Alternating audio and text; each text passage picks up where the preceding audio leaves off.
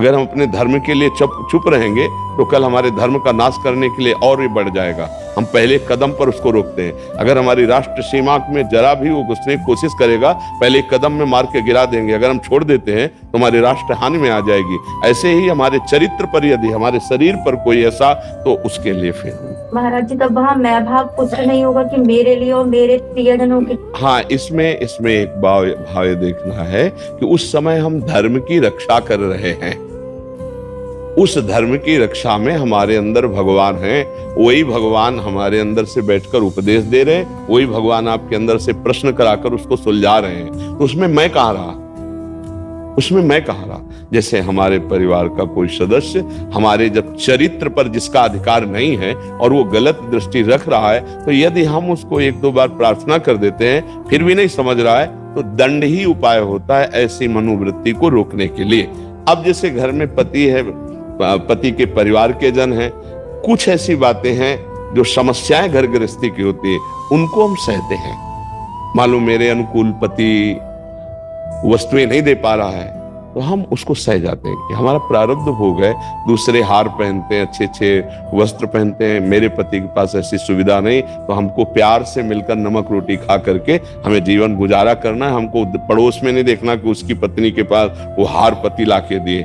ऐसी परिस्थितियों में, या जैसे सास ससुर हैं, उनका थोड़ा कटु व्यवहार है और हमारे पूज्य हैं, हमको उनकी सेवा की भावना रखनी है, हमको सहना है। अगर वो निंदा करते हैं, पर्सनल वार्ता आ गई।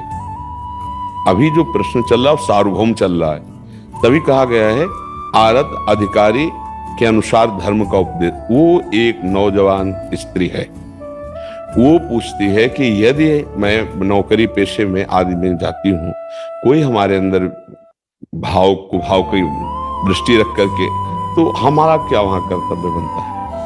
वहां कर्तव्य बनता है रुद्र दृष्टि, ना सहन करना, रिपोर्ट करना। वो लाइन क्या होगी जिस तक हमें सहन करना है और जिसके बाद? देखो, इसमें प्रारंभ में ही विरोध कर देना है, इसमें सहन शक्ति नहीं रखनी है। और इस केस को हटा के महाराज जी कोई और व्यवहारिक परिस्थितियों, कोई दोषारोपण कर रहा है या आपकी गलती ना होने पर भी आप उस पे विचार करना है, इस पर नहीं। क्योंकि हाँ, इसमें पूरा, अगर हम किसी को जरा भी सहन करते हैं तो वो हमारे शरीर शोषण की वृत्ति को बढ़ावा पा करके आगे कदम उठा सकता है, इसलिए इसको नहीं सहना है। लेकिन जैसे हम परिवार में हैं अपने, और उसमें कहीं विद्रोह आदि भावनाएं हैं, उसमें कहीं निंदा स्तुति आदि की भावनाएं हैं, तो हम भक्ति के द्वारा उसको सहन करने की चेष्टा करते हैं। और जब हम सहन करेंगे और वो बढ़ता चला जाएगा, तो ईश्वर उसे दंड दे देंगे। भक्ति का सिद्धांत है। उसे प्रारब्ध का भोग ही समझे महाराज जी अपने। विवेक से है, प्रारब्ध का भोग क्या है? देखो, पागल आदमी रोड में गाली दे रहा हो तो हम क्या करेंगे? हंस के चल देंगे।